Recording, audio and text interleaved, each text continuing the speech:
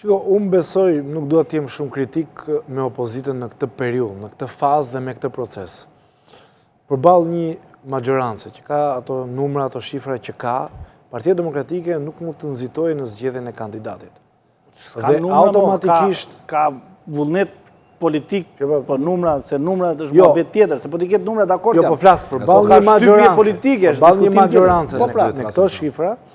Partia Demokratike nuk mund të nxitojë në zgjedhjen e kandidatit. Automatikisht majorancë me këtë peshë pushteti që i vihet opozitës përballë me gjithë çfarë ka brenda. Po mirë, po pra administrat, me pushtet politik, ekonomik, të gjitha. Kjo, ata nuk kursen fare. Të gjitha. Pra, duke qenë që kemi një super majorancë, opozita duhet ta mendojë mirë se çfarë kandidati të zgjedhë. E tha Indriti shumë mirë, duhet një kandidat që të jetë në lartësinë e kërkesës së nevojës që ka kryeqyteti dhe në lartësinë e nevojës dhe të kërkesës që kanë opinioni publik ndaj Partisë Demokratike, partisë opozitare.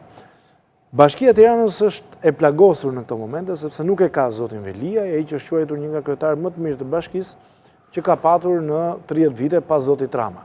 Dhe automatikisht ky është një lloj bonusi që opozita e ka para se të futet në garë, dhe unë nuk e di sa do ta shfrytëzoj këtë bonus politik për mirë ose për keq. Por